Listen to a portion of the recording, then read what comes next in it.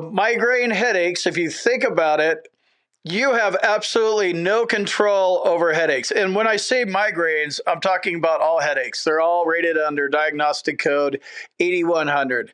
So with headaches, you can't control when they're coming on. You go to the doctor, not even the C&P examiner, your regular doctor, if you're trying to get meds or do something for it, you don't know when they're coming on. They just hit you, right? That's what makes it subjective. It's a constantly moving target. Sometimes it's worse for some of us, and sometimes it's tolerable. I would say for those guys, you're probably masking some other stuff. Look into it. But a doctor or the VA, nobody can say how much it causes you to lay down, miss work, interfere with your social life, all that kind of stuff. So with migraines, it comes down to the word prostrating, which means to lay down. So how many times a week do your migraines cause you to lay down? Like you get auras and halos and you're at work or wherever you are and you just stop. You have to go home. You have to get a ride because you can't even drive. You can't even deal with light. Light sensitivity is constant with migraines. So how often is that happening? And that's where the rating comes from. If it happens once a week or more, that's 50%. And then it's once a month, every couple of months. So the longer the spells are between the migraines, the lower the rating is. And if you're hearing this for the first time and you're like, I have a 0 or 10% rating for migraines, that seems low because I get them once a week. You need to go look at get your VA claims file and go look at your old C&P exam and see what happened. And you're going to see that somehow the doctor, whether you reported it or he just kind of did it wrong and screwed you, somebody wrote in there that they didn't bother you that much and it was like every few months, even though it was once a week. So if that's your case for migraines, file a supplemental claim and you're going to want to prove that you have worse symptoms now.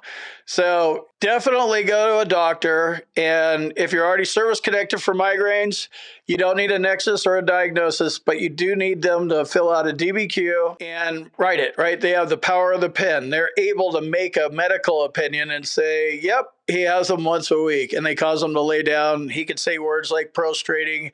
That's a doctor word. Not really a good word for veterans. We're laymen. We're not really supposed to use doctor words. Not supposed to diagnose ourselves, even in the case of tinnitus.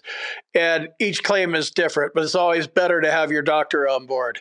Another thing you could do is keep a migraine log. This is definitely not a replacement for an actual DBQ filled out by your doctor, but it is good supporting evidence because here's the log. You go into your C&P exam for your reevaluation or your initial claim or whatever it is. Oh, okay. Hey, Craig, when's the last time you had migraines? Stand by. Pull it up on your phone. Well, I had them last Monday and I had them the Friday before. And how far back you want me to go? I have years worth of this stuff. Migraine Buddy is a good app for this. There's plenty of apps. You can write it down if you're, like writing stuff down instead of using apps. But make sure you have a migraine log, and that's a good place to reference it. Remember, you're going in there to be reevaluated for migraines. This is just kind of a good, well, strategically placed timing kind of thing, if that makes sense. When you're asked, when was the last couple of onsets? You just pull it up and show it to them. There it is. Dates, times, everything. That's when it started. That's when it stopped. So that's how migraines work, and the ratings are 0, 10, 30, and 50.